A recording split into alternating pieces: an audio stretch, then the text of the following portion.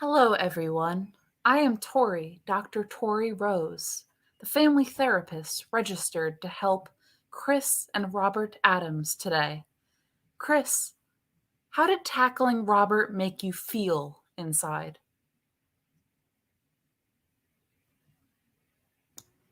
All right, on to the show. Let's talk about some movies.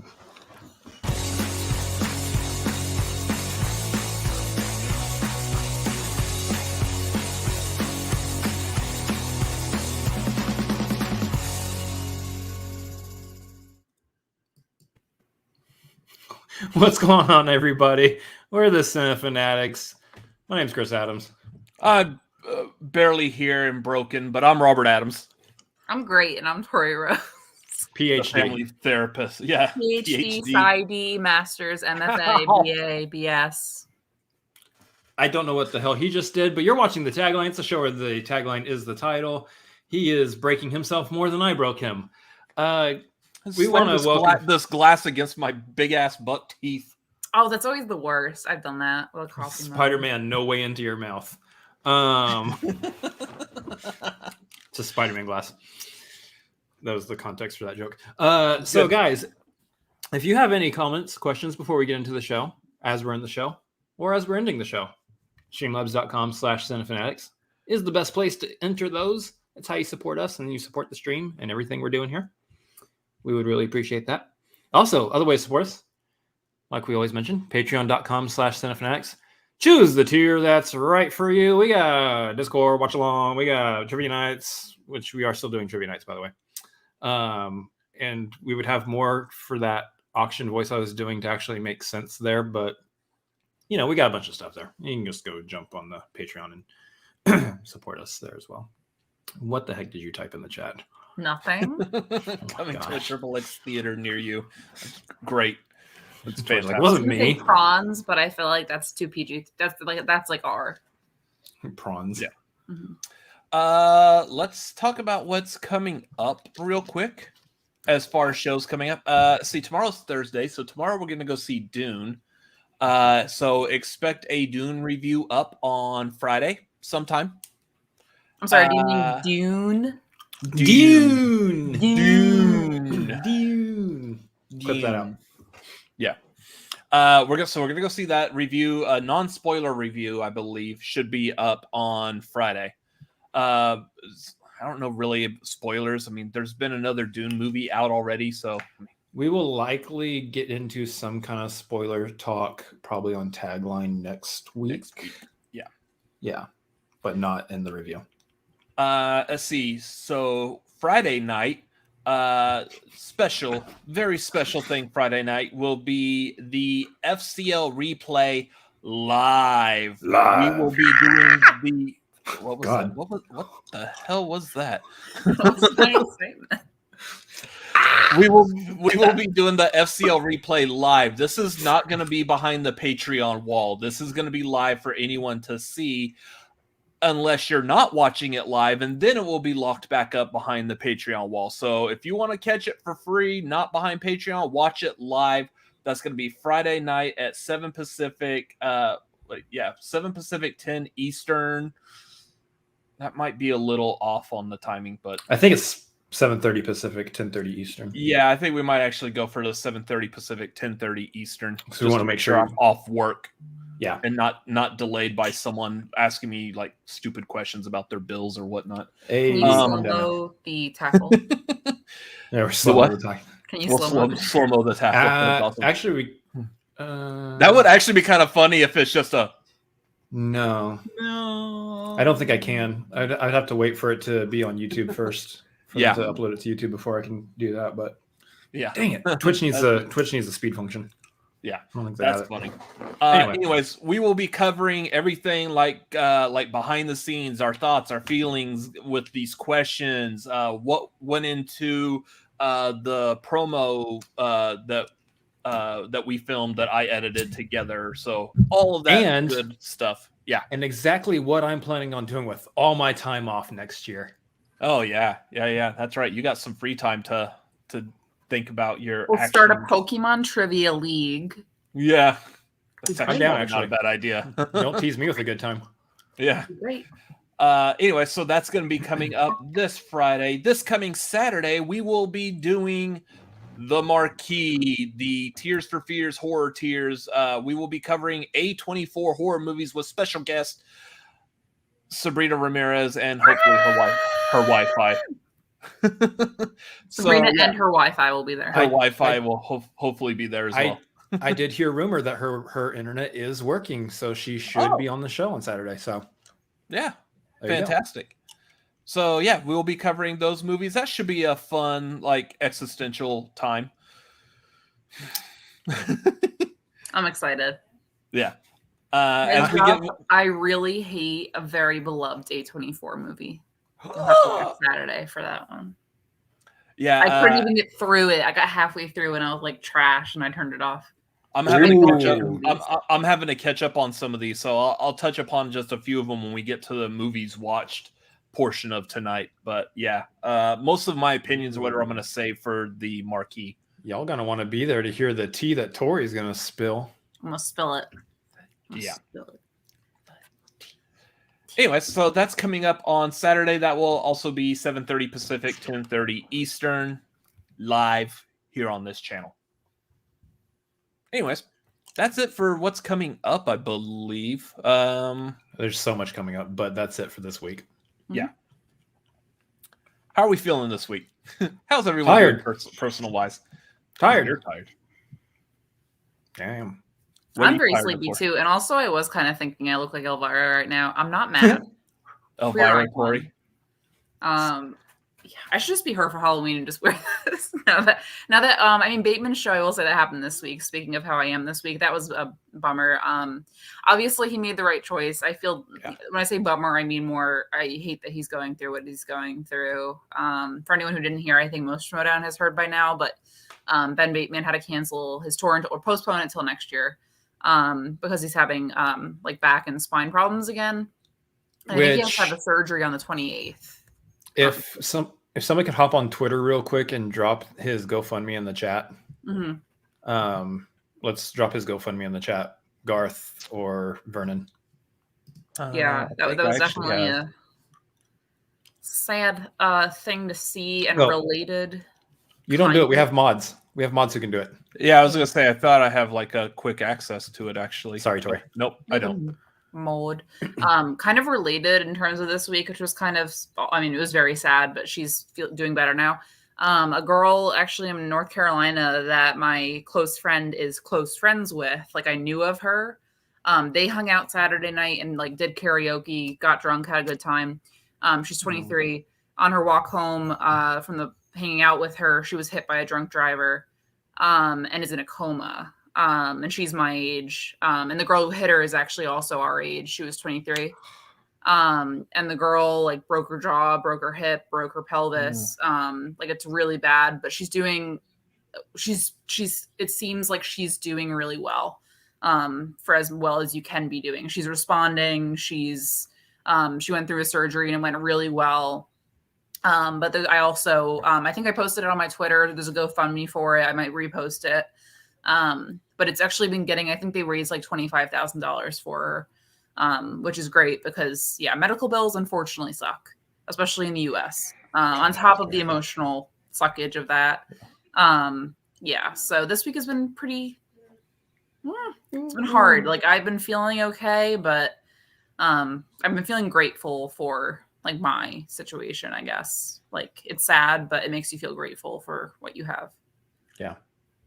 Mm-hmm. Yep. All the positive vibes that direction for sure. Mm-hmm. Chris, how's your little finger hurting? I'm fine. Man. You know, all things considered, I'm perfectly okay. I'm good. And just in case anyone wants to know, the chair is fine. The chair has survived. The chair survived. But yeah, there was an assault this week. I forgot about that. Yeah. Well, I wouldn't use that word. It's a brotherly tussle. A brotherly squab. We do it all the time. It's okay. Nothing to get banned in the FCL for. Come on, Brad. Yeah. Whatever. Brad was yelling at you. Brad went full like, Dad, I'll turn this bus around, and the bus is turning around. I got so many words for him right now. Let's not get into it. Yeah.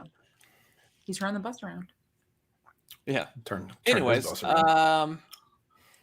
movies that we have caught up on. Have y'all caught up on any movies?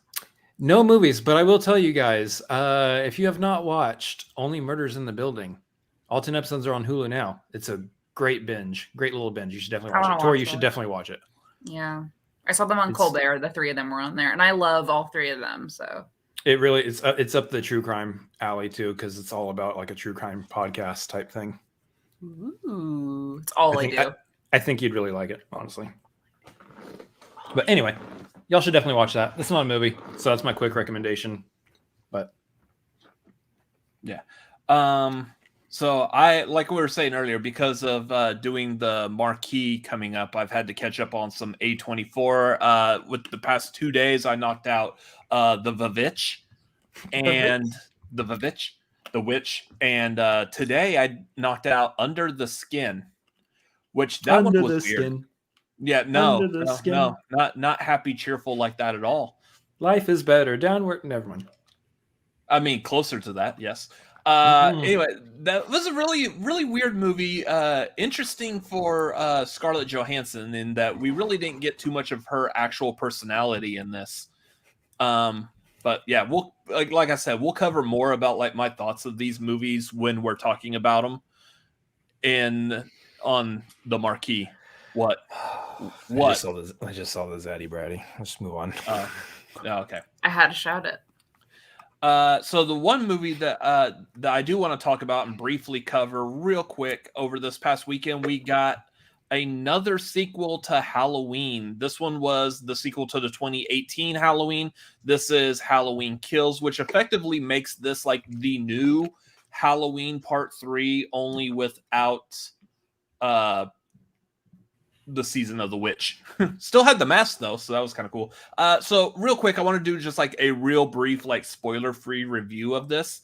As y'all could tell from like the trailers and stuff, this one it picks up immediately after the 2018 movie. Like, as y'all saw in the trailer, you saw Lori and her daughter and her daughter's daughter getting carted away in that truck while the firefighters were all going to the house that's on fire, and she's screaming like, "Let it burn!" That's exactly where this picks up at. Obviously, Michael Myers gets out of that house and just goes on a rampage again. This time we get to see like basically the rest of the town chipping in and rallying, saying, look, the police in Haddonfield just suck. Michael Myers is still alive. He's still killing people. This time we take the law in our own hands, constantly chanting, "Evil dies tonight." And yeah, while that's interesting to see like a whole town like actually starting to go after, it just felt really disconnected in some places, I would say. Like, I like some of the townspeople, but it's like this seems to be like a weird concept. And I think the number one issue, this isn't spoilery, you can see this anywhere, but the number one issue I think this movie has is they had already announced the next one, Halloween Ends, which comes out next year. So it was like, well, Michael Myers is going to be alive at the end of this one. So there's no stakes in it. Where's the meaning of this? We just have the whole town come in.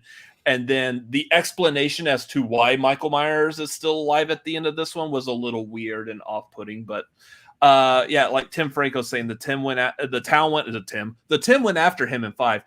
The town went after him. Tim is saying the town went after him in 5. But that was a weird movie, and that's best to be forgetting about that. Speaking of which, we will be covering all the Halloween movies on the marquee on Halloween night with Tim Franco joining us along with Andres Gallego. So yeah, okay. Moving on. I haven't seen that Halloween Kills yet. I'm going to see it Friday during Ben Goddard's watch along.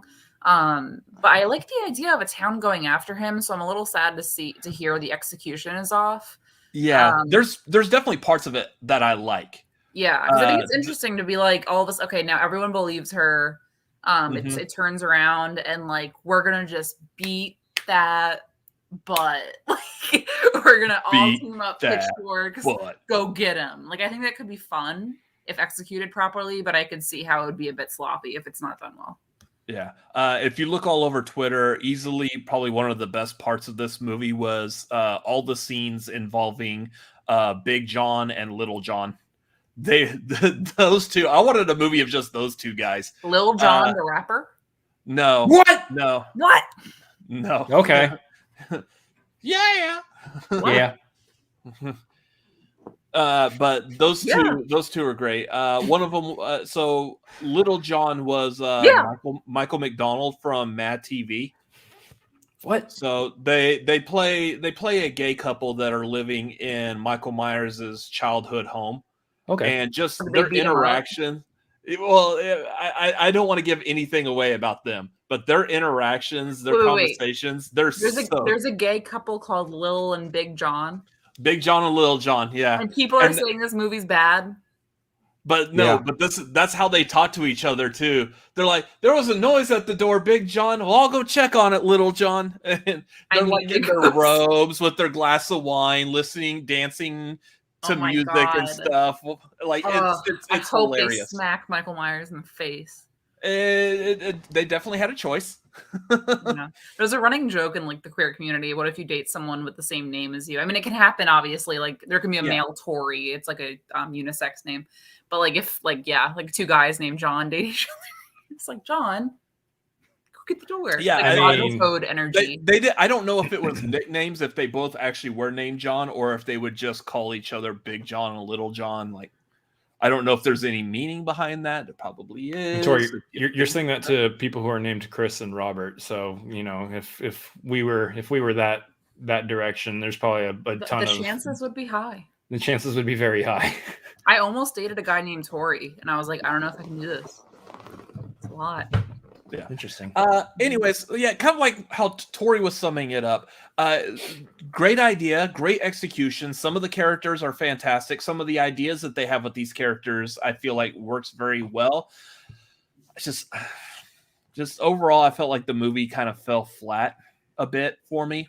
And I seem to see like the various iterations of that feeling about this movie, like across social media. So I feel like I'm very well supported by having this opinion, that I'm not just an outlier about like, well, I saw this Halloween movie and it was okay. Like I feel that's a legit opinion that everyone agrees. Unlike my theories and opinions about the Batman trailer that we'll get to later.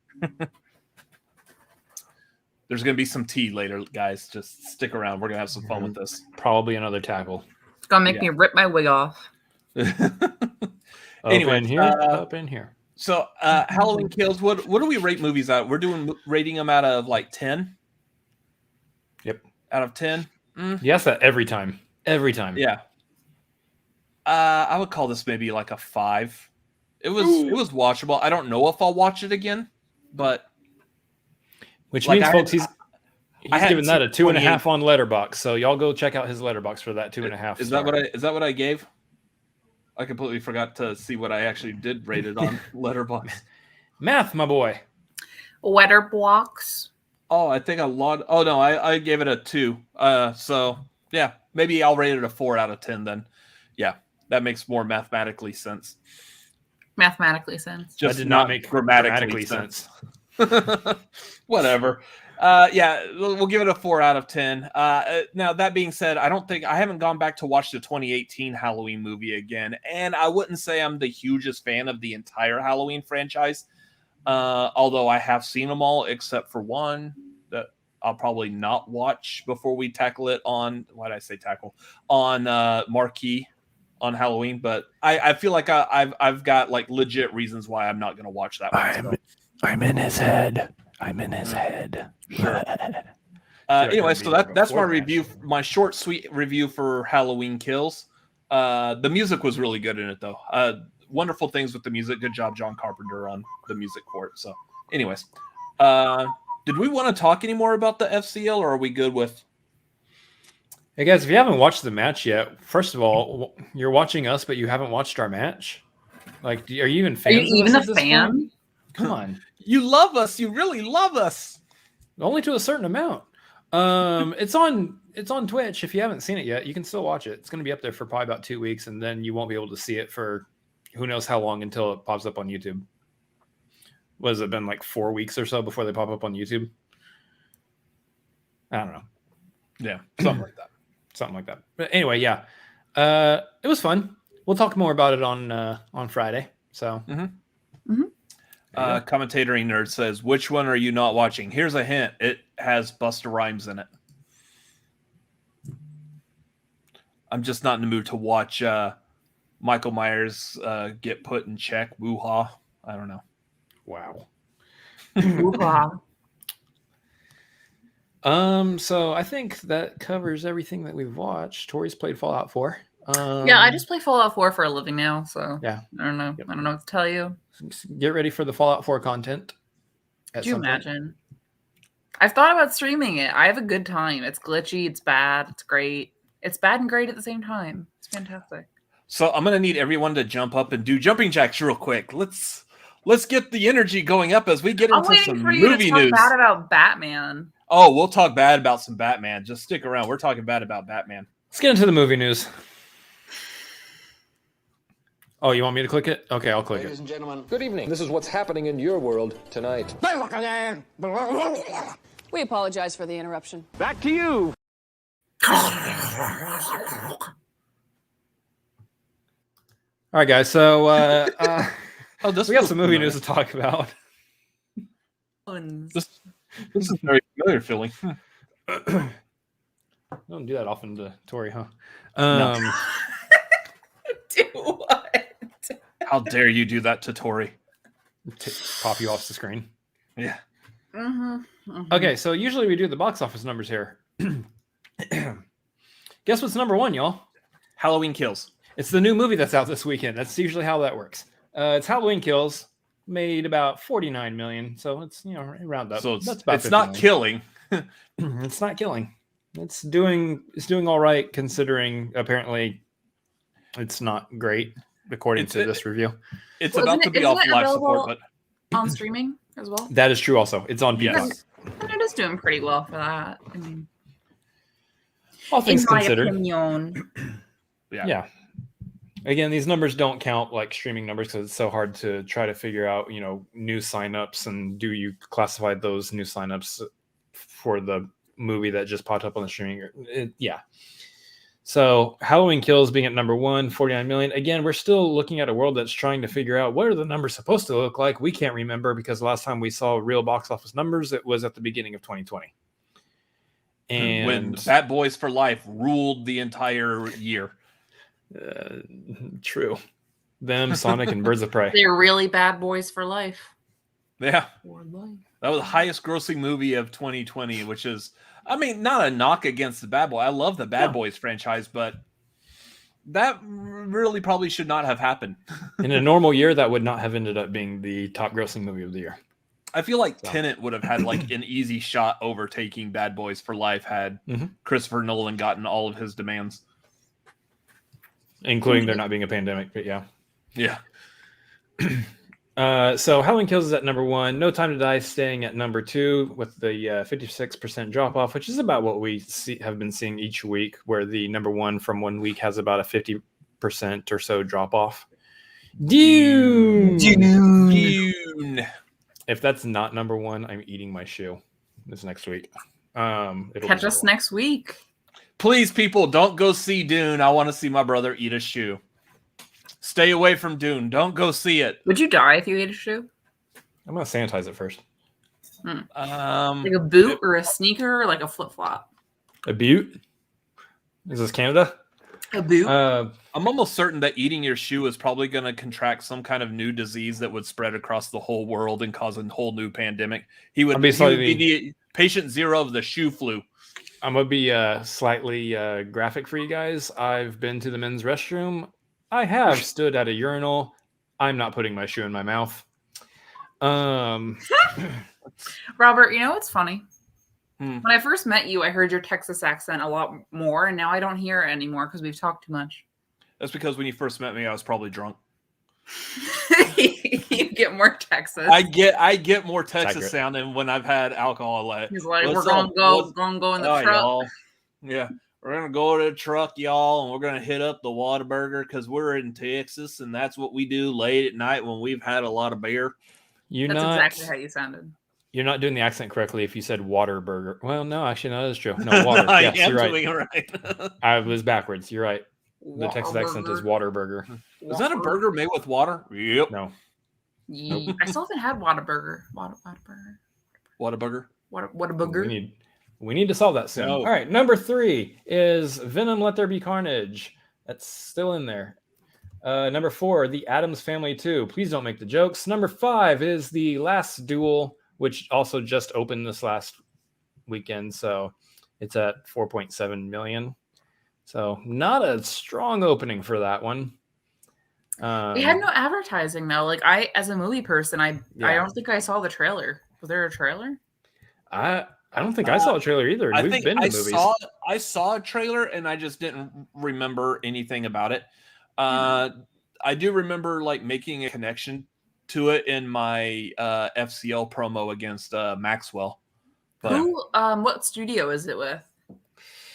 it looks like it should be an A24, but I don't think it is an A24. No, it's very much not an A24. It's a 20th Century.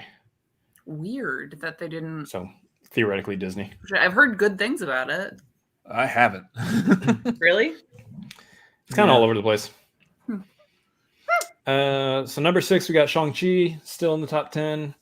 Number 7, Hansla Rock. This sounds like a... Okay. Yeah, that's... I don't even know how to describe. It's an overseas movie. That's what we'll call it. Then you got number 8, Free Guy. Number 9, Lamb. Hey, everybody, Lamb is still in there. Lamba. And number 10 is a new movie this week called Most Eligible Bachelor. So it looks like both that and Hansla Rock are, I want to say they're India. Could be wrong. Please don't come against me. I'm sorry. But it looks like they're India releases on the state side. So that's kind of cool. Yeah, I just Googled it and I think you're correct. It got really good reviews. Most Eligible Bachelor. There you go. I told them not to make a movie about me. It wasn't going to sell well, and they still made a movie about me. And sure enough, it's not selling well. So whatever. This is a lame joke. Move on. Wow, that was rough. They made a movie called Most Eligible Biatch. Would Chris be in it? Most definitely. Yeah. So here's the good news, guys. Is that I love how you went to go full screen to pick your nose. That's just. I didn't pick my nose. I'm scratching it, you dummy. Anyway. Nope. I think the good news here, guys, is that I don't see Paw Patrol anywhere on this list. I think it's out of the theaters. Suck it, Paw Patrol. Why am I against Paw Patrol? It'll be back next week. It probably will be back next week, actually. It somehow got back into the top 10 at one point. We do have no, it's having to leave because I believe we've got coming pretty soon is the Clifford the Big Red Dog, so Paw Patrol needs to leave.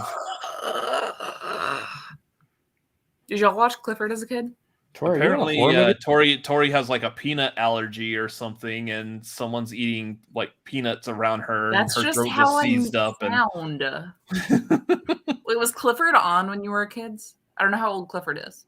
Yes. When I was a kid, no, we just had the books. Okay, cool. There was a Clifford cartoon when I was a kid, yes. Mm-hmm. So, like, the thing, like, when I was a kid, we also just had the Curious George books. And I think Curious George, that was after you were a kid, right, Chris? That was, Curious George was, yeah, that was a cartoon, like, while Tori was little. Mm-hmm. We loved Curious George. I also had a PC game of Curious George. There was a Curious George when I was young, too. Okay. I also know Arthur. Arthur was a pretty big cartoon. But, again, we just had the books when I was a kid. What was your favorite kids cartoon each year? Mine was Rugrats. Oh, Rugrats is really good. Mine as far as like actual like programming I watched when I was younger, I usually did just stick with the usual like Sesame Street, Mr. Rogers' Neighborhood, Reading Rainbow, 3-2-1 Contact. And then, of course, I had the benefit of actually having Saturday morning cartoons that played on network television. So I had all of those. So like all the Ninja Turtles and Garfield and Friends, Muppet Babies. You didn't know awesome stuff. anything unless you grew up with Pokemon and Yu-Gi-Oh! Back to back. Pokemon and Yu-Gi-Oh! Were big for me. Scooby-Doo was like my kid show. Like I had all of these tapes of Scooby-Doo stacked on my nightstand, I remember, and I would just watch them on repeat. Original Scooby-Doo, I should say. Just remember this phrase, guys. It's time to duel.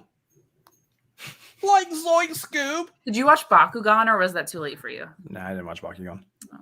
I think that probably was too late for me because I remember that being popular at Toys R Us while I was working there. Mm-hmm. I was a kid. That's it for the box office numbers, by the way. Yeah. So we want briefly cover because unfortunately I don't have that much like in depth, so I'm going based off of what I read, what I know I read a couple of days ago, and then trying to see. So therefore, if anyone in chat has other information, this whole thing we were talking about a couple of weeks ago in regards to the IATSE potential strike. For those who don't know, this was like a union of film production crews. They had all agreed to go on strike if their demands weren't met, and they were demanding for like better turnaround times and better like working hours and higher pay for streaming content productions. Apparently, the president went to the producers with an offer, or the producers came to the president with an offer, and the president was like, yeah, that sounds good, and was in the process of taking it. But like a lot of the actual people of the IATSE unions were like, no, you're not fighting for anything. Like one of the agreements was that the producers promised that they'll give them like a 10-hour turnaround time in between productions, and the IATSE members were like, that's what we get right now. You're not changing anything. So I know a lot of them were upset about that. I don't know if anything else has changed since I read about that.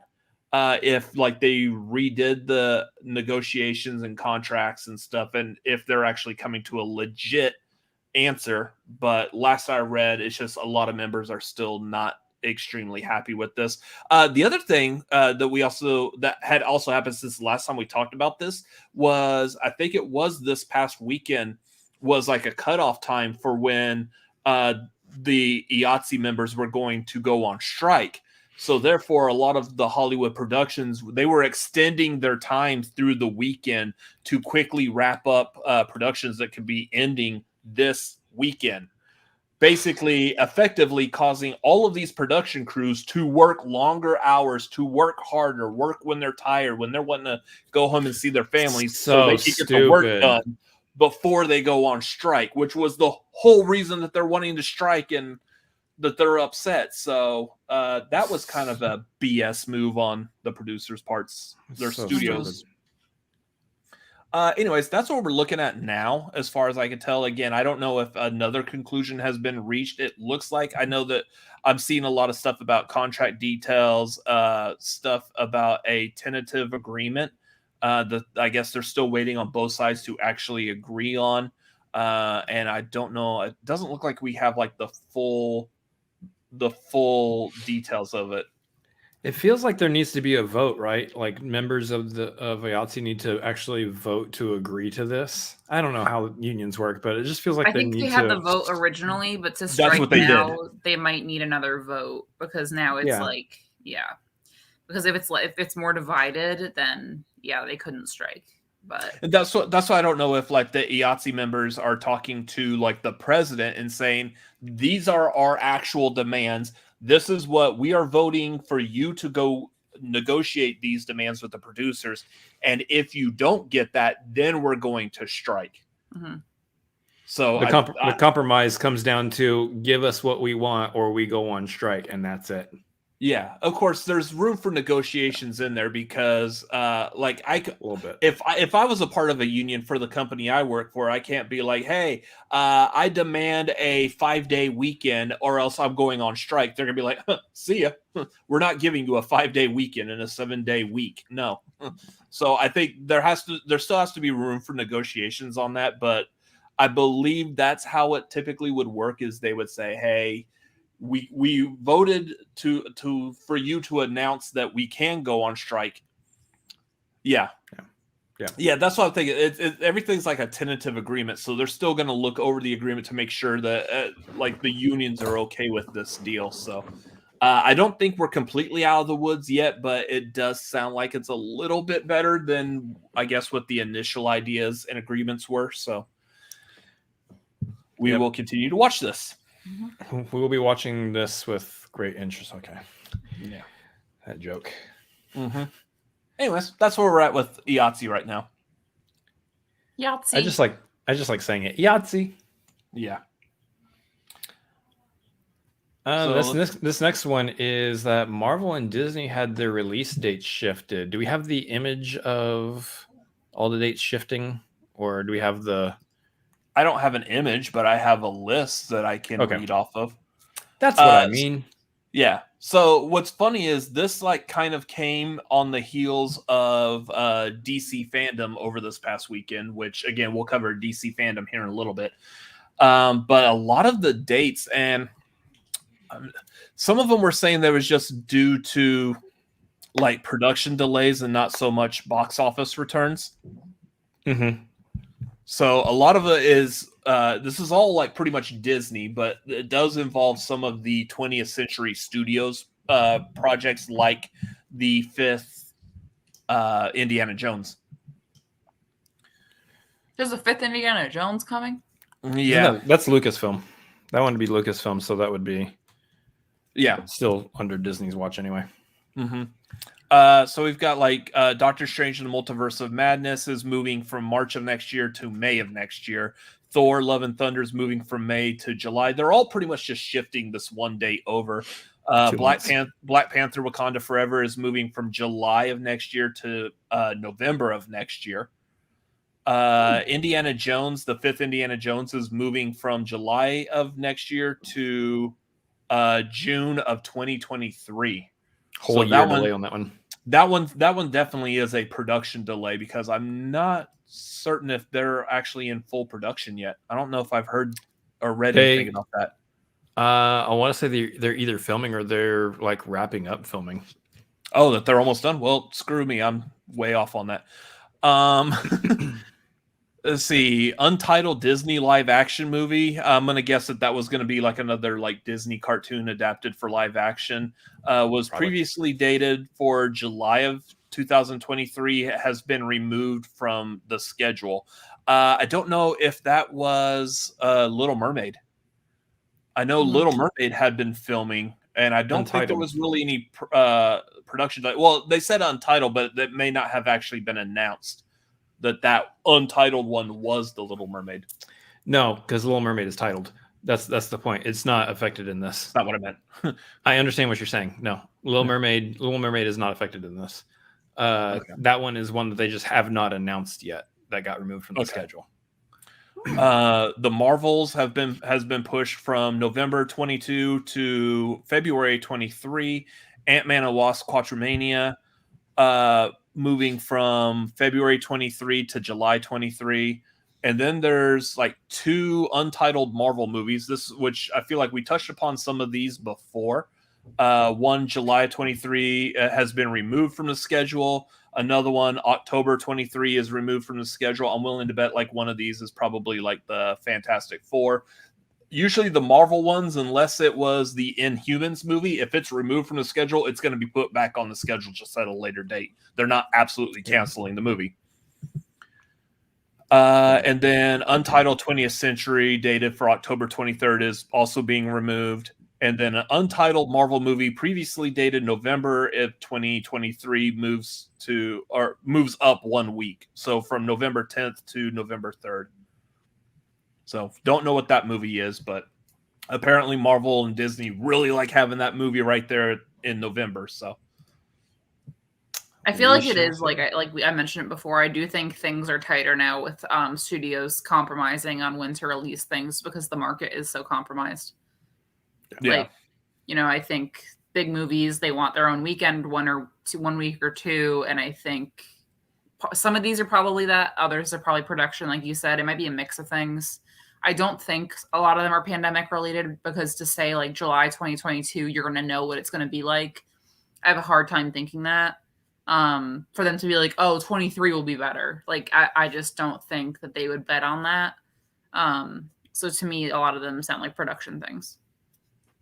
yeah. Yeah. And Garth is saying that he thinks that might be Blade, and that I Blade's hope aiming so. near Halloween. That makes sense. That's the movie I've been most excited for with this phase of Marvel because I just want something so different. Yeah. And Shang-Chi was different, but it still had those like Marvel elements. I just think like a vampire movie with like a black lead is just like what I want right now. So I'm really eager for that one. I hope it's that one. Yeah, I'm super fascinated with what Blade looks like within the MCU, especially with Mahershala Ali playing him because that's such a good cast. That's that sells it right there. Like that's all they've announced for this movie, and everyone's like, "Oh hell yeah!" Just Mahershala Ali as Blade, give it yes, down. You could mess up the rest of that movie. I still want to see Mahershala Ali as Blade. And I'm just curious as to what Blade's going to look like within the MCU. Like, what changes about the character to fit the MCU mold? Mm-hmm. And then also, I want to see. I'm hoping we start getting casting notices for Fantastic Four pretty soon, because that's going to be the first sign that Marvel is steering the Fantastic Four in the right direction as we hear who they're casting for this. So, I feel like we talked about this a couple of weeks ago, and I feel like that is very close to probably being announced pretty soon.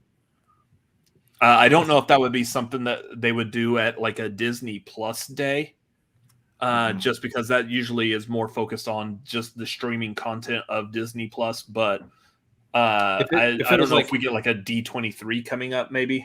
I was gonna say if it was like an actual D23, that you might get that there, but not definitely not the Disney Plus day. Yeah, I'd say D23. I think that's their next big announcement is everyone's waiting for X-Men Fantastic Four content.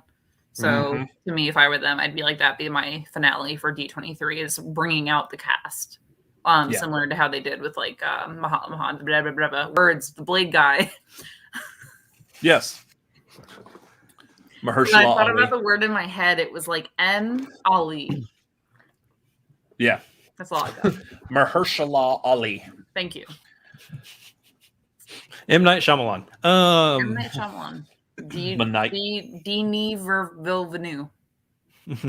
Dennis Villeneuve. David Vivi. Ralph Fiennes. Mm-hmm. Sorry, what was that last name? Venus. Venus. Yeah.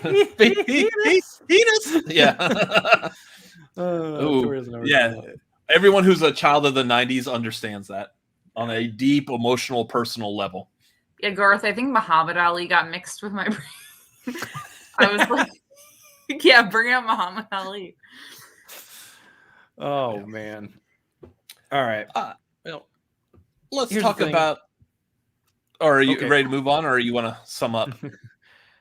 Just sum up real quick. Like as far as like the Marvel Disney stuff, like it makes sense. You know, if there's like production things, it makes sense for them to do slight delays. I think the general populace looks at delays and everyone automatically goes, "Uh-oh, my favorite movie franchises. No, what's happening to them? Worry, worry, worry." And it's like, no, this is all actual normal stuff. But because everything that happens in Hollywood now, everything that happens with productions is just getting blasted on the internet at every given point, we're all just now much more aware of what's happening with these productions when before we haven't been. So it's things that have always happened. This happens all the time. So it's nothing to worry about. It's just, although I am very curious about the Indiana Jones movie in the whole entire year, because I'm really worried now that we're going to have a point where Harrison Ford is not going to make it to the premiere because he's getting old. Chris, the morbid pessimistic today. I'm just saying. Not that old. Jack Nicholson is 82 and he's still rolling around. Yeah, I think Harrison Ford will be fine just as long as he's not actually flying to the premiere. Ayo, Yeah, by there's his the plane, joke. he might. Yeah, there's the joke. Well, if he's hanging out with, spending his time with all the CGI dogs in the world, then maybe. Yeah. But anyway, let's move on to, I guess we're talking about some DC Fandome stuff. Let's talk about fandom. The reason you're watching this, the thumbnail. What is the distinguished competition up to? Well, it's up to a lot. So real quick, we're going to cover this kind of like, I would say, in our opinion of least important to most important, which means we'll talk about Batman at the end of this. So I would say start off with least important. I thought you were saying Batman is least important. And that's what I was like. No. Well, we've had plenty of Batman movies. Come on, we don't need any more of those things. Theoretically, y'all just nailed my opinion right there, but we'll get to that again here in a minute. Yikes.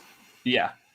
So on the heels of us talking about the Paw Patrol, we've got this League of Super Pets. We got a nice little teaser where you've got Dwayne "The Rock" Johnson's Crypto is talking to Kevin Hart's Ace the Bat Hound. Wait, Kevin Hart is in this? He's Ace the Bat Hound. He's in everything. Wait, isn't this Secret Life of Pets with superpowers? Pretty much, yeah. So what? Kevin Hart's in this one too? Yep. What? He's in everything. So here's the thing. We talked about this before when we were when this was first announced. We briefly mentioned it, and I was talking about. I'm not a huge fan of the idea of Kevin Hart, who's a very good comedy wise. Just in general, I'm not huge on the idea of Kevin Hart. No, I like Kevin. Kevin Hart has done some good things. I don't like him as Ace the Bat Hound. Ace the Bat Hound has always been portrayed exactly like Batman, just these calm, stoic, like respectable dog. And it's also usually like a Great Dane or something, not like what is it in this? Is it like a bulldog? It looks like a pit bull. It looks like. Yeah, like a combo. That's not Ace the Bat Hound. That is not my Ace the Bat Hound. So we should really spend an entire minute dissecting what kind of dog that is. No. Anyways, I know this is going to be more geared for kids, which is cool. That's why this is the first one we're talking about in this order of least to most important to us. The animation looks good. I bet the story is probably going to be pretty interesting. The trailer for it had Crypto yelling at Ace because Ace was peeing on a fountain. So I'm not a huge fan of, like, comic book fan of me is not a huge fan of the idea of the casting and the direction they're going with some of the character designs, but so be it. It's for kids. It's not for me. Yeah. This would be one that I would movie. I love a good, I loved Air Bud as a kid. Those were mine growing up. When sports movies, I feel like, had a big time, and now like superhero movies are having its big time. So I feel like it's just kind of a normal generational thing. I don't know how well Secret Life of Pets did. Did it do fantastic? I feel like it was kind of average. They made a sequel, didn't they? Yeah, they did. Mm-hmm. Yeah. I mean, kids will probably go see it. I don't see it being anything spectacular. I just want another Lego I would like another Lego Batman movie. Lego Batman is hilarious. It is. Yeah. It's also like they're like very gay in it. Joker and Batman. Yeah. Just saying. Next thing to cover real quick. Again, there's this Peacemaker show coming out on HBO. Here's I'm probably not going to get around to watching it. I liked his character in the Suicide Squad of Peacemaker. I think that is like the perfect character for John Cena's career to be based around. He played it very well. The comedy, the humor, the way this character's personality is, everything works great, but just not a huge fan of the character in general anyways.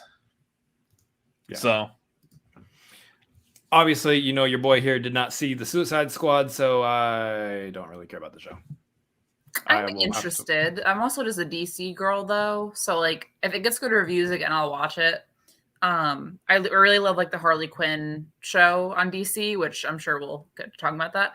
But, I mean, they've been pretty solid with their shows recently, so I'm like... Well, real quick then, since you mentioned Harley Quinn, wasn't really going to cover it, but I am very much excited for season 3 of the Harley Quinn cartoon. It is so good. So, The reason we don't typically cover it is because it's not really movie connected. It's its own thing, which is like Peacemaker was connected to the movie. But we're probably not going to do like we did with the Marvel shows. We're not doing a connection to the DC doing its own show. So, anyways, yeah. Next one. Yeah. So yeah. Next up on the list, I guess we put them in order, right? Yeah. Yeah. So actually, all the rest of these I'm very much interested in, but we got a little teaser, a little behind the scenes on the production of Shazam: Fury of the Gods. So that's interesting. Do we have a photo for that one? So yeah, the only thing I got, because we've seen so much of Shazam and the superhero family already. The one thing I liked that this teaser really showed us was great views of Helen Mirren and Lucy Liu's characters in this movie. They are the supervillains for this. So I love seeing that. I'm so down. Oh my, it's so cool to see I'm like just bad Helen with Mirren. actors' names, but is Lucy Liu the older one or the younger one? The younger one. Okay. Lucy Liu's on the left. Yeah. Yes. Okay. Love her. Thank you. I'm just bad with Yeah. names. I don't know who's who. I'm down though, because like seeing Helen Mirren there, like all dressed up in like supervillain garb, just like you know that she's just having so much fun on this set, because she was the type of actor who would go and do just very serious roles like portraying the Queen or these types of things. And then like in recent years, she's done the whole, yeah, sure, I'll go be in Fast and Furious. And now she's like, yeah, sure, I'll go do Shazam. And I'm like, I'm so about it. One, because like, here's the thing. We know that like there's an issue with women in Hollywood not getting, roles as they get to a certain age. And Helen Mirren, obviously being elderly or getting up there in age, her being able to be in an action role is actually something that's really cool. And I'm actually like really into seeing this happen. On top of that, just seeing Lucy Liu again and her even playing a villain is something I'm totally into too.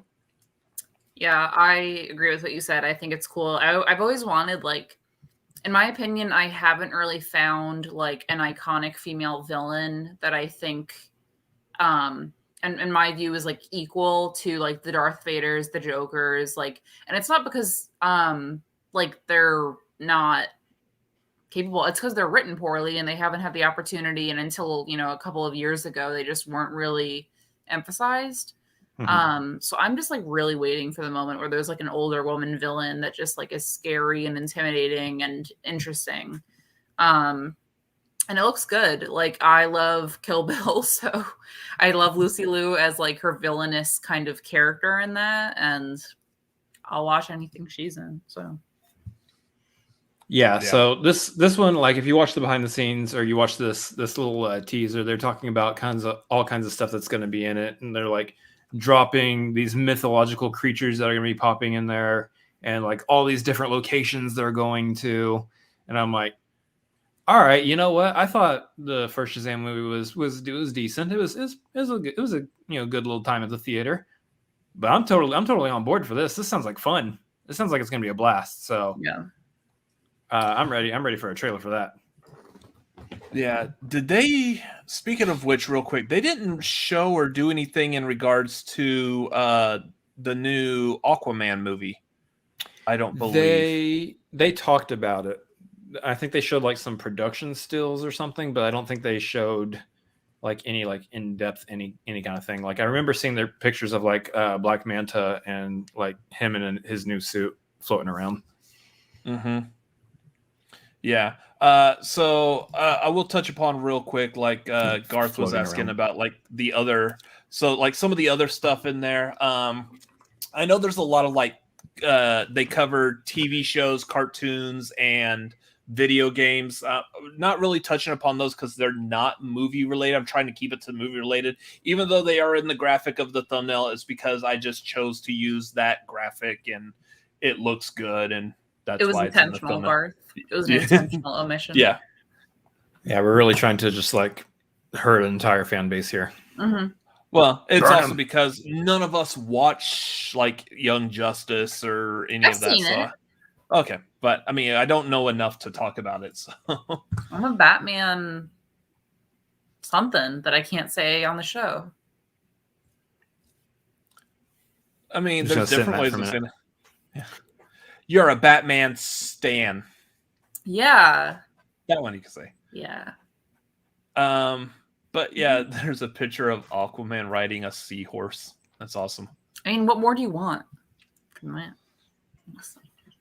that? So yeah, the Shazam looks okay. I want to see like a full actual like trailer that gives us like story beats and stuff, so I know how to feel about it more, but especially like what all are they actually continuing from the first Shazam movie?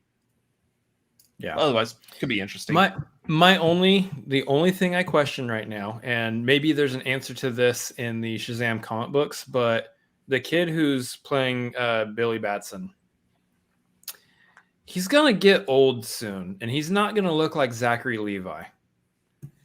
How do we solve this problem?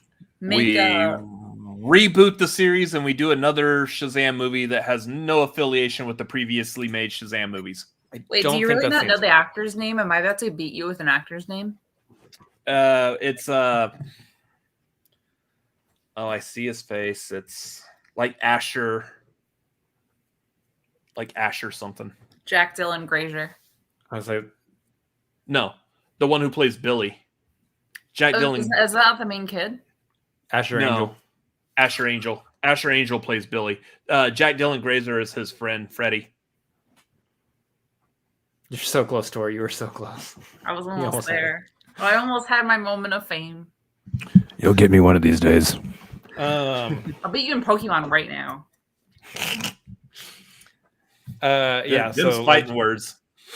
So like Jeremy Miller saying, Asher's 19, so I don't know what they're gonna do. Like the actors always play younger than they actually are in real life. So at some point you're gonna be like, hey, there's kid Billy Batson. He's a 33-year-old man in high school. He looks nothing like Zachary Levi, who is also you could pull a teenager. Yeah, just look at the original Power Rangers. Just gotta shave this all off, and then yeah, I definitely could. You shave it all off, you're still gonna get ID'd for alcohol. That is not true. I haven't been ID'd for alcohol at all. I feel like I look pretty young, but I also have authority. We've talked about this. Give me my beer. Yes, ma'am. Fair. Can I have a cider, a hard cider, please? No, I don't think you're old enough. Give it to me. Okay. Like that, yeah. We went and saw something. Chris, was it when we saw Lamb? The guy was just like, "I'm guessing you're over 21." And I was like, "You're over 21." Yeah, probably don't do that often, man. I'm guessing you're over 21. You're okay this time, but probably for the sake of your job, and maybe don't do that. Yeah. And then he sassed me for bringing water in, and I was like. And his name is Rick, and he works at the theater. He was not the young, correct. We usually get the same guy, and it was not him. Yeah. Anyway, Anyway, let's move on. Next one is Shazam related. Adam. Oh, yeah, Black Adam, or as Pierce Brosnan says, Black Adam. So we got Pierce Brosnan accent there. We got a small little extreme tease of Black Adam. We see him in the hood and he's smacking some fools down or something like that. And then we got a lot of production footage. We did see, and I wish I got the picture of it because I absolutely loved it, but we did get a shot of Pierce Brosnan holding Dr. Fate's helmet. Yeah. That's pretty cool. When is this movie coming out? Sometime next year. Sometime in the future. Here's the thing. They might have set a release date there, but we've been trying to catch up on everything last second sometimes. So, it happens. Yeah. No, and I don't trust movie release dates anyway. I have trust issues after this pandemic. Given the last story we just did. Everything, nothing is happening. Ben Bateman's show. Oh, everything in life. Christmas isn't guaranteed. Tori. There's no movie theaters. Birthdays aren't guaranteed. Oh, God. Oh, no. Guys, so Black Adam's coming out sometime next year, we promise. We're all happy about it. We're happy now. Okay, we don't even know. It could be like Black Adam's coming out in 3 more years, guys. God, Yay! no! Take her off again. No, oh, she's not better yet. Oh, look, there's a ray of sunshine down there. She is. Frogs. Okay, we got it. We're back, guys. Movie when I need one. I'm just saying. Yeah. Imagine me pitching a movie. It's like DC. I've got an idea. What is it? So there's this little girl. She has a frog. The frog is magical. She loses the frog. She goes through an existential crisis, and the frog helps her realize that she has her own magic. And then they don't need each other. But is the frog going to survive? How's the frog going to survive through all that? It's super easy, barely an inconvenience. Yes, it's magical. Exactly. Magical frogs are tight. That's a phrase to certainly say for sure. I want to meet him. Ryan George. Yeah. Mm-hmm. I need you to get all the way off my back about meeting frogs. Bibiani tweeted about this. Yeah. I need to watch that. Frog. Ugh, I love Princess. There was a horror movie, I believe, called Frogs, where it was just like a plague of frogs also. Yeah, because wasn't that an actual biblical event? Yes. That was one of the plagues in Exodus. Could you imagine walking outside? Just a bunch of weirdos land on your head. We'll all be like, man, there's frogs everywhere. Tori's gonna walk outside like, I'm in heaven. I'll reach my peak. I'll be like, guys, don't worry. They're my friends. You're like, wait, I'm your biggest fan. She'd be like, I'm the Pied Piper of you. I've been waiting. I summon them. That's the plot twist. She did a Come with me and you will get all the flies you ever wanted. Follow me, my little green friends. Yes. My children. Yeah. I haven't seen Magnolia, Garth. I don't know. We may fix that pretty soon. Yeah, that might actually be a thing to do. Yeah. So anyway, Black Adam happened. Yeah. Or is happening. So this movie is, as kind of in the same vein as Tori was saying, I don't believe this movie is still happening. We got footage this time, but this movie's been in the works since what, 2011? Something like that. The Rock's been trying to get this done for 10 years now. So my takeaway on this, again, as a comic book fan when I was younger, I haven't read them lately, and I know Black Adam's been made more of a prominent like anti-hero figure, but when I was younger, he was just a villain. Oh, 2007. Jeez. Oh, this movie's been in the works since I graduated high school. God dang. Yeah. He was just a villain, and I still don't see a reason for him to have his own movie. Now, I said this about Ant-Man. I didn't understand why Ant-Man needs his own movie, and the Ant-Man movies came out, and I like them. I appreciate them, so they did a good job. I don't understand why Black Adam needs his own movie. And it may be because, again, currently in the comics, Black Adam is a more closer to A-list type of character. In which case, at that point, he would deserve his own movie. But I do believe Garth will let you know here very shortly. Yeah. But, I don't see the need for it. I just felt like this is like Dwayne Johnson going, I like that character and I want to play him and I could physically play him. So we're going to make a movie about him and I'm going to do it. Like, this is like Ryan Reynolds' Deadpool, although I see a better reason for a Deadpool movie to exist than Black Adam. But yeah, I'm into it. I like the little bit of footage that they showed. I want to see more. I'm going to go see it. I know that because Dwayne Johnson is super excited about playing this character. I know that it's one of those situations where if someone's really excited and they're having fun doing what they're doing, it's going to come through and show in the product that they produce.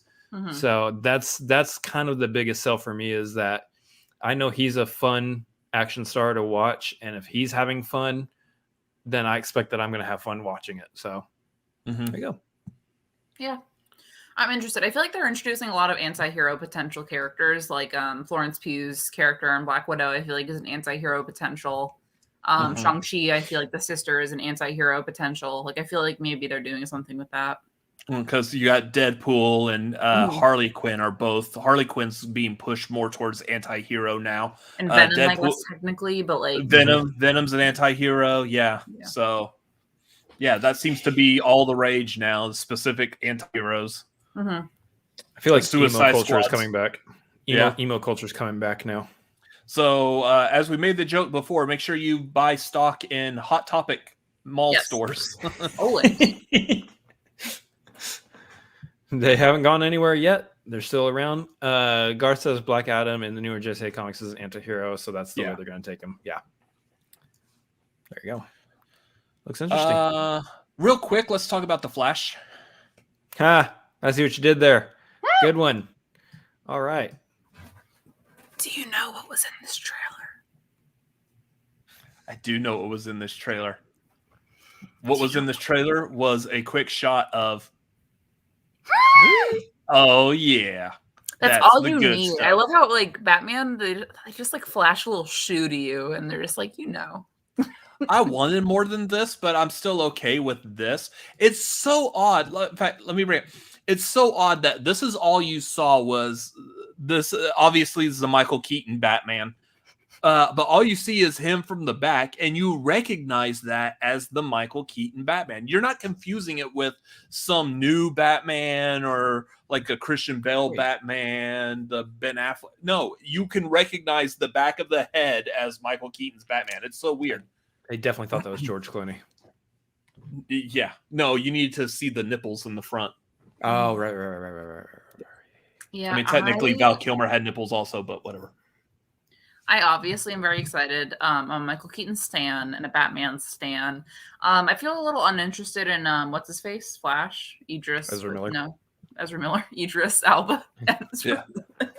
I don't like Ezra Miller. Great Showdown player, guys. They're like the complete polar opposite human beings. Yeah.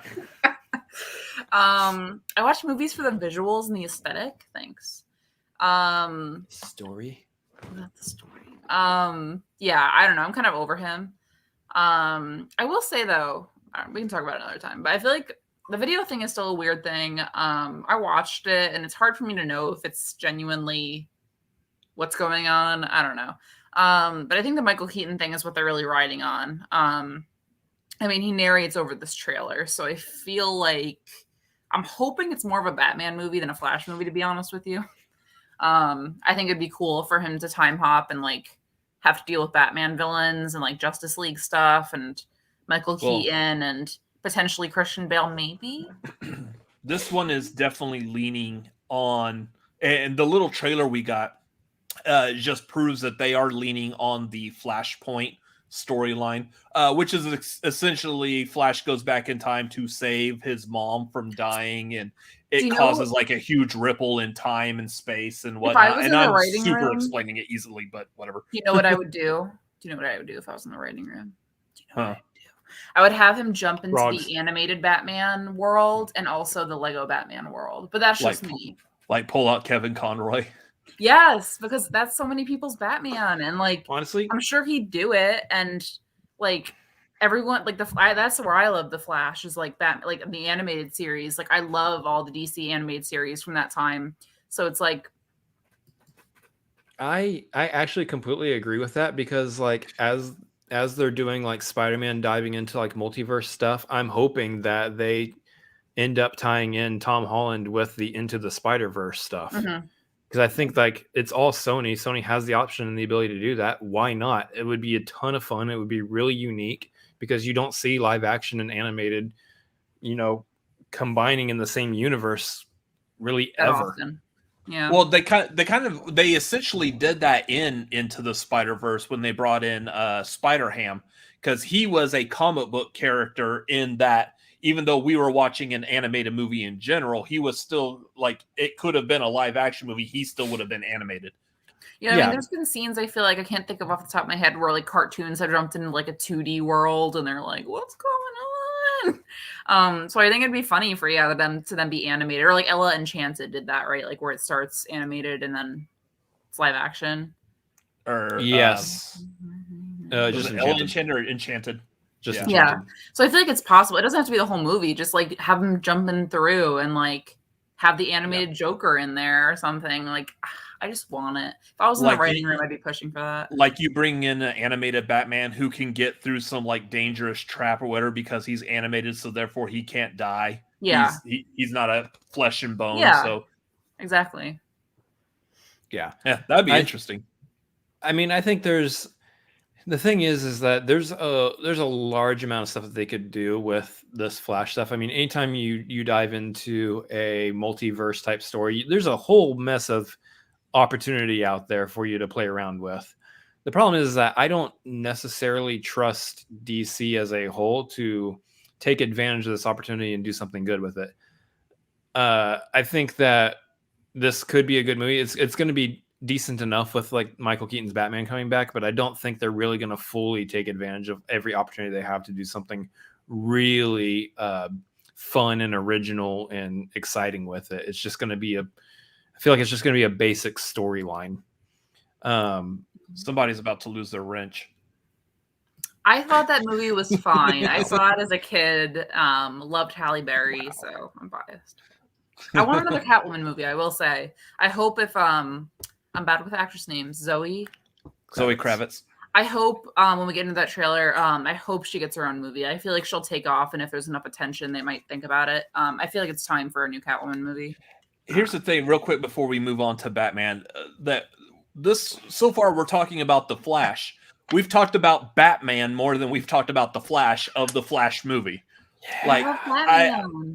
Again, not a big fan of Ezra Miller. It's not a good sign. Yeah. And that comes down to the casting of Ezra Miller, because like he's a fine actor, I guess. Leaving aside what was going on in that weird video, what happened there. I just don't like him as Flash necessarily. His Flash was weird in Justice League. It didn't feel like Flash to me. It just felt like some kid dressing up as Flash who also happens to be able to run fast. Yeah, I don't feel emotionally connected to him as I do Spider-Man, and I only bring up Spider-Man because it's like a young guy. Mm-hmm. I usually had a hard time identifying with younger guy superhero characters or just characters in general because I just found them to be rowdy and like kind of whiny, and I just couldn't identify with them. But I feel like Tom Holland, like they've done a really good job of making him emotionally, like you're emotionally invested when he opens the door and Michael Keaton's there, and you're like, like you want him to get the girl, and like you want him to figure it out, and he makes mistakes, and you understand. I feel like Flash, I just don't identify with him at all. Like they just haven't written him well in the movies. Yeah. If anything, I like the idea of Grant Gustin playing Flash more than Ezra Miller. And I'm not a big fan of the Arrowverse shows either. So, yeah. But anyways, let's talk about the Batman. Oh wait, we already were. Let's talk about the movie, The Batman. I'm Batman. So we got a second trailer in 2 years. 1 year later, we finally got the second trailer. Damn Panini! Oh my God. Look at him, Jay, what is that? Oh my gosh, that's it's a baby whale. Holy, it's Batman. It's Batman. Okay. Mm-hmm. Everyone's gushing about this trailer and whatnot, and Robert Pattinson's portrayal of Bruce Wayne in this. Yes, it's a year one type story, which means we're going back to the beginning of like how Batman started. My opinions on this real quick. One, we've seen this kind of story over and over and over again. This is like if they were to do another Spider-Man movie, we got to watch Uncle Ben die and bite the bullet again. Like I feel like it's rehashed. It's been redone. I'm wanting to see a Batman movie that is like pretty much exactly like what we got in the animated series. We've got Batman is already established. He's got his rogues gallery. I want to see some kind of a storyline, just dive full deep into comic book mode with that. We got him like a little bit kind of like through the 90s when the Batman movies started getting silly with Batman Forever and Batman and Robin. Sure. But like we got the Nolan Dark Knight universe, which was very realistic in nature, but was still good. We've got the Joss Whedon Justice League thing, Zack Snyder, whatever, where Batman was kind of he existed, but he was just in the world of with the Justice League. I want to see like a direct translation almost of the 90s animated series. Still keep the crime noir look to it, but make it more animated, more fun, more lean more heavily onto the comic book, and not so much in we need this to be dark, nitty gritty, realistic. I'm tired of realistic Batman. I want my comic book Batman. I'm not a big fan of what this movie looks like so far, because I feel like a lot of what this movie's bringing, we've seen it already a bunch of times, and I want to see something new. Now, that being said, I'm still interested in this movie. This movie's got some things that I think could work for it very well. I'm just not I'm not a huge fan for it. Okay. You walked Are you that done, line Mr. real Sourpuss? Well, I mean, No, I thought you bring up a good point. We have seen a dark Batman. I think they know it sells. I think this one felt different for me in the sense that he seems a lot more unstable. I think Batman is, you could argue, is narcissistic and unstable the entire time, but like in The Dark Knight, he kind of he's stable. Like he doesn't kill. He knows his rules. He knows the Joker. He knows how to navigate things. Sometimes he gets caught up in things, obviously, in decisions of like who to save, but overall, like you feel like he's confident in being Batman. And you feel like Bruce is almost more unstable. But in this one, it feels like he doesn't maybe know that he doesn't want to kill people yet. Like he seems to be really hitting criminals. And people argue all the time, like stuff he does to criminals, like would kill them, which true. But it seems like he's really struggling with his aggression, like to hold back. Like it feels like he's really feeding into hatred and anger and like the trauma of his, his parents. It feels like he just went through something to me. Like he just went through some trauma and like doesn't know what he wants and is using Batman as a way of coping with it. And it doesn't feel like he's doing it for the city to me. I mean, obviously it's a trailer, but like when he gets out of the car, like he seems like a horror villain almost. Like when the guy is like, I got you, like Penguin, right? He's like, I got you. And he walks out and it does like the upside down. Like it looks more like he's a villain to me, which would make sense from a certain point of view of like, if you were in a city and all of a sudden this guy started like beating people to a bloody pulp at night, even if they were bad guys, I feel like at first you'd have to like adjust as like a city and be like, are we going to trust him? Like, who is this guy? Like, yeah, like is he on our side? Like, I feel like that's what we're getting. And that's what interests me is like, it feels like Gotham is involved with this as its own character of like, they have to find that balance of like, what is his role? How is he going to treat people and interact and like that kind of thing? Robert, you have me off on a random thought. I'd really love to see an old Batman movie. I feel like we haven't seen like where he starts to age to the point where he can't be Batman and struggling with that. Dark Knight Returns. Yeah, if they were to go like the Dark Knight Returns storyline route, which is kind of what the Ben Affleck one was based on. The problem with the Ben Affleck one in regards to that storyline is he is of getting close to the age of the Dark Knight Returns story. But in this case, he's also just now, first of all, he's forming the Justice League. Batman doesn't form the Justice League. He's a loner. He was not the one to bring everyone together. So that didn't make any sense. But at this point, he's also just now being a part of the Justice League. Like Batman being a part of being affiliated should have been a long time ago, but he should have been over like Justice League stuff by the time the Dark Knight Returns storyline had happened. I agree with you that I think this is similar and familiar to a lot of Batman things we've seen, but I hope it's more unstable, like almost Joker-ish. I wonder, like, I kind of feel like where Joker was getting his footing and like finally finds himself toward the later act of the movie, which I love Joker and I'm embarrassed by it, but I do. I'm not apologizing. But I feel like that movie, it's like he's finding himself. He doesn't really understand his city. And then he gets to the point where he has a group and Gotham understands him and like knows his name as the Joker. He gets introduced that way. I feel like this is almost maybe going to mimic that and like Bruce trying to find himself with the city, like recognize his name as Batman, get that established and like be more confident in himself and not angry. Batman's not supposed to be hateful. He's supposed to be justice or vengeance, right? He says he's vengeance. I am Like- vengeance. I am the night. I am Batman. Like justice isn't the same as vengeance. Like Mm-hmm. vengeance can be a part of it, but justice has to be balanced. And as soon as it's not justice anymore. It's something else. It's something selfish. So that's my little giant TED talk on Batman. I'm excited. I think the teeth thing is weird. I don't know. It might have been a weird shot that just didn't get edited properly. That shot was weird. That shot was weird because I was trying to go back and listen to it, and I think I finally deciphered that he said some form of like, "What have you done?" or something like that. Yeah, the audio was weird. I feel like this trailer was rushed a bit, in my opinion, to get it ready. It did. Weird. I liked the trailer. I think the trailer was fantastic. It hit me on a ton of like, yeah, I'm a dude. I want to go see dude action movie. Sounds cool. Yeah, it hit me on that level for sure.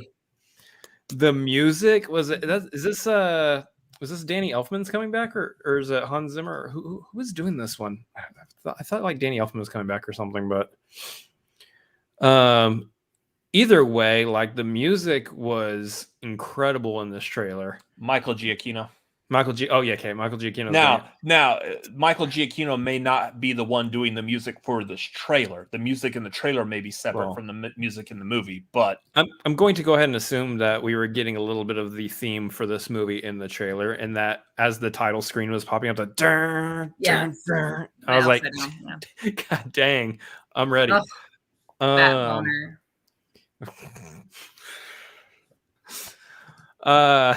It is. Batman's like the only thing I like watch Batman and I'm like, oh, give it to me. Like, just...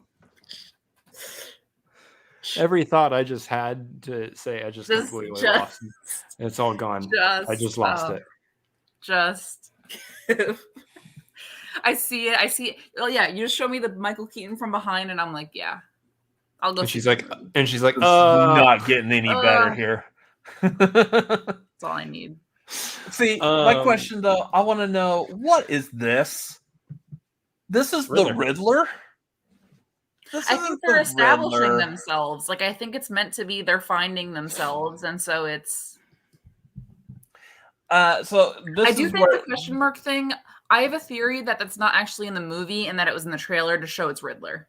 Yeah, that's my theory. It looks too clean. I am a little bit of a purist. I want my comic book characters to have some kind of semblance to like their comic book origins. The closest with the Riddler that I was okay with was the Batman cartoon from the 2000s, where he was more gothic and like slender with long black hair, voiced by Robert Englund. The Arkham games, he's really good. All the villains are really good in that. I can't remember him in the Arkham games. He's pretty Riddler in Arkham games. He's a creep. But my idea of Riddler is closer to like, again, the Batman the animated series. He was like in a suit with the question marks and stuff, closer to what Jim Carrey did in Batman Forever, with the exception that he was Jim Carrey. But that, like, this thing, I don't know. This guy looks like he would be like another one of the associates or whatever for Jigsaw. This is another Jigsaw apprentice is what this looks like. And I feel like that's actually, in all honesty, that's the way they're playing it, is what it looks like. But yeah, I think they're trying to make it realistic, like you said. But I also have a feeling it's the beginning of his character too. Like the villains have to find themselves. But I hear you for wanting more of the comics. I like the comic ones as well. I love the animated series. I'd love to see it. I don't think you're going to get that with this movie. Riddler will drink your milkshake. Yeah. Yes. This is Paul Dano. Imagine that guy as Riddler. David, what's his name? Daniel Day-Lewis. Daniel Day-Lewis would be fantastic. David Michael Frank. He would be a great Riddler. Just the problem is he's a method actor, so he's walking around the entire set asking everyone questions. Like if he doesn't like where a light is shining on him, he'll ask the lighting crew like a riddle like to move the light, and they got to figure. Give me Daniel Day-Lewis Riddler with Joaquin Phoenix Joker right now. That would actually be kind of awesome. I do want to say, I don't want to sound like completely negative about this, but some of the other stuff that this trailer showed, you come back. So you can see what happens when you move yourself. Whatever. They showed us this movie's version of Alfred, played by Andy Serkis, and they also showed this movie's version of Commissioner Gordon, played by the Watcher, and Catwoman. And Catwoman. Yeah, we saw Catwoman in this too, which again, Zoe Kravitz. I'm not that disappointed by these. When she had the boot, when she comes out of the car, and you're like, I think they did a good job on all three of them. Again, not exactly like your comic book counterpart. And I'm not. This is completely aside from the fact that they made Catwoman and Commissioner Gordon portrayed by black actors. Nothing to do with that. I'm actually okay with the casting of them. They look good as their respectable characters. I think they did very well with that. So that was probably like my big positive from this trailer. And of course, Colin Farrell as Penguin. He looks and still sounds phenomenal. I actually think making Chris is just I actually think making Gordon black was actually the best thing you can do. I think people are I know I'm a bit tired of like a white cop kind of situation. I just don't think it's interesting, and I think it's not topical right now. I think the way you can make an interesting story that's topical with Batman, with a lot of the issues people have with him right now and the commentary about his actions and like the actions of the GCPD, I think is to make something where Gordon is a character that perhaps comments on that and comments on the fact that Bruce thinks he's this white guy that just like knows everything, and he's the one who decides like who's a bad guy and who's a good guy, and he does whatever he wants with the city.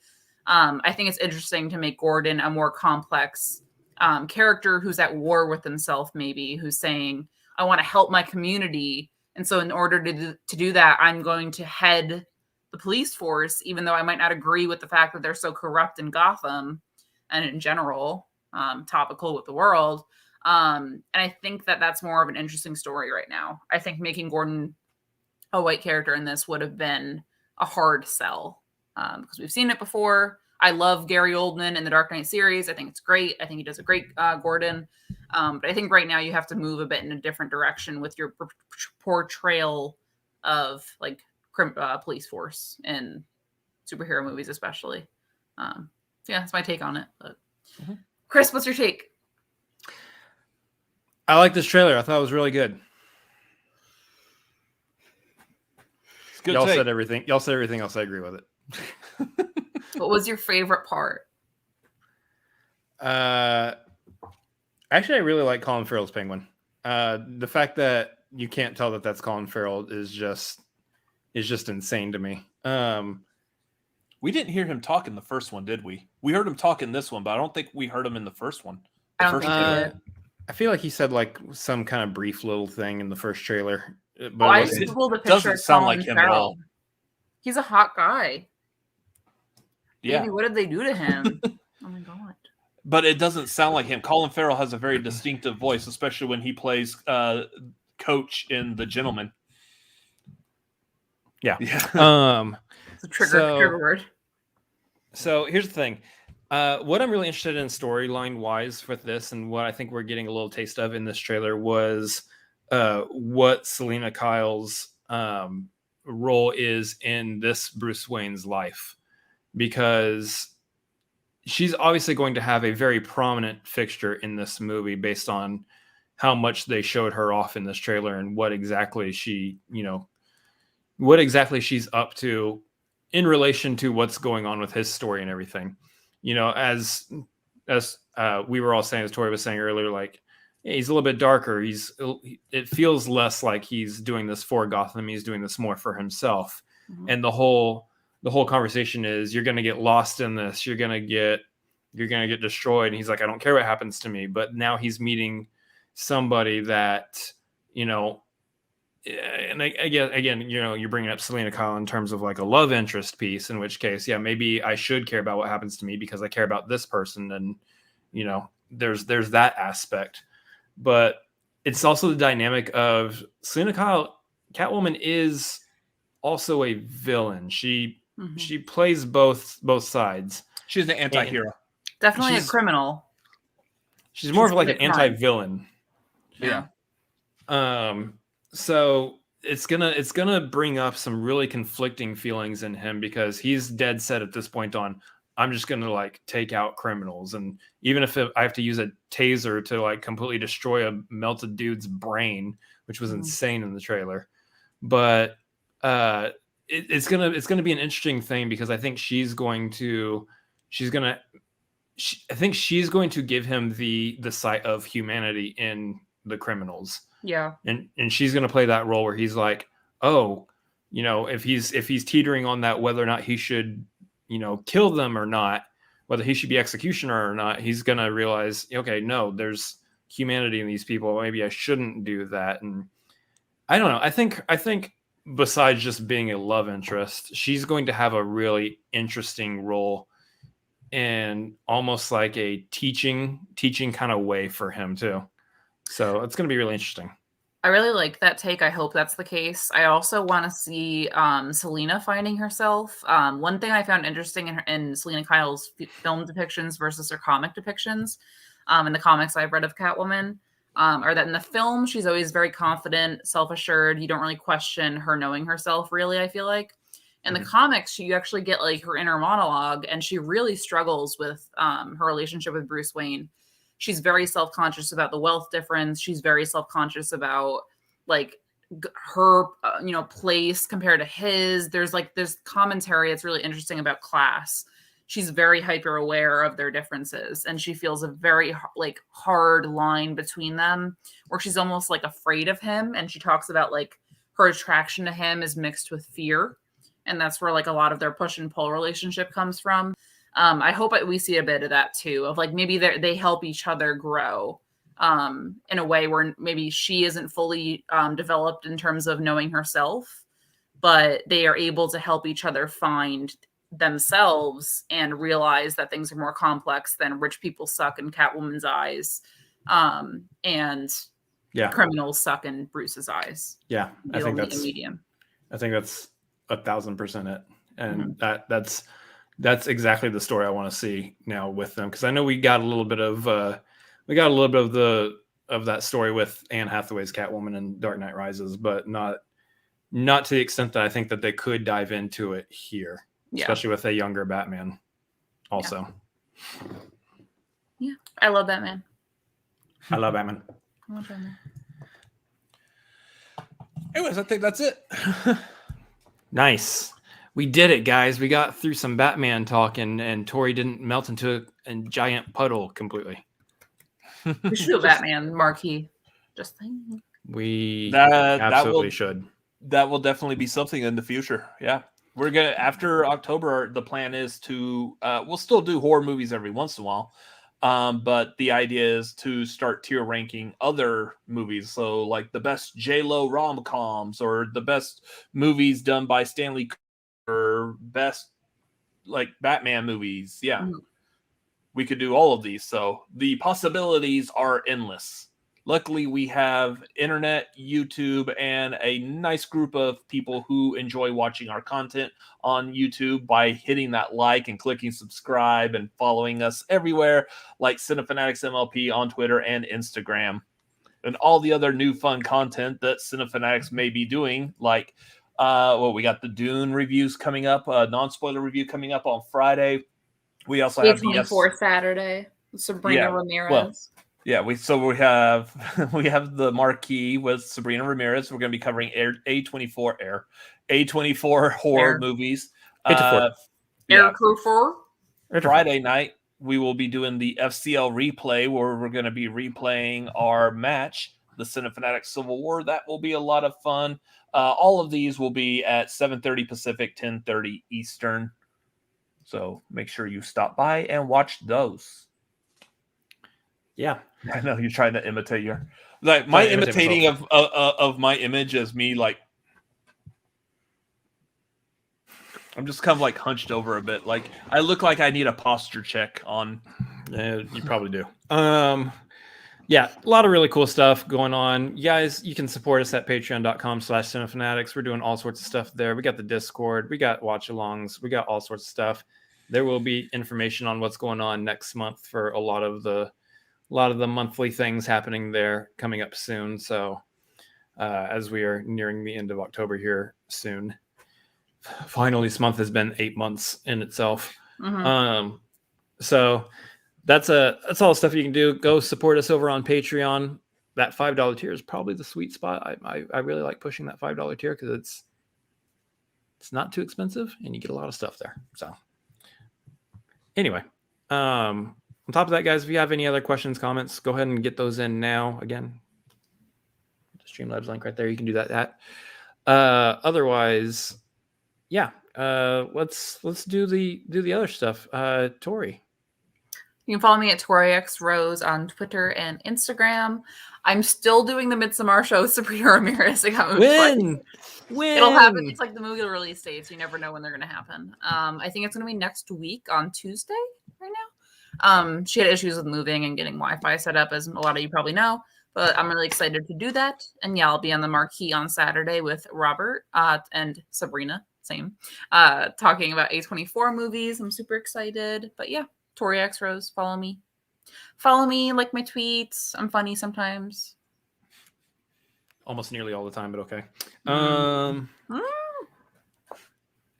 And then this fool's doing stuff. Where are you doing stuff at? Robert Adams, MLP on Twitter, Instagram, and Letterboxd. Yeah. There you go. Letterboxd. And I am at Chris Adams MLP on Twitter, Instagram, and Letterboxd, and twitch.tv/Chris Adams MLP, where you can follow me playing whatever Nintendo game I'm playing at that time. That's typically what I do. I got my Switch, so playing around with Switch. Switch on Twitch. Switch on Twitch. Right now, I'm having fun with some Super Mario Galaxy, but I'm sure I'm going to dive back into Pokemon at some point. So, you know. When I beat you at Pokemon trivia. Tori wants to be. We might do Pokemon trivia on Twitch. We'll find out. Somebody write those questions for us, and let's see. Let's do it. I'm just saying. Strictly just the games, though. Let's not do. And anime. before, Sinnoh and before. So just Generation 4 and before. Yeah. Mm-hmm. 1 through 4. There you go. Yeah. We got it. As you should. Anyways, guys, that's going to wrap it up for the tagline tonight. We hope you had some fun. We enjoyed it.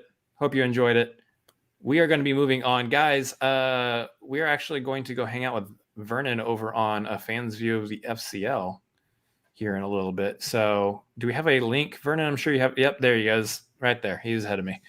There's a link in the chat, guys. Go join us over there. We will be starting there shortly, whatever time he's moving the live stream to. That's where you'll find us. It's happening here right after this. So click through, go hang out over there with us. We're going to be talking about the FCO match with Vernon, and it's going to be a ton of fun. So until then, catch you guys next time. Bye.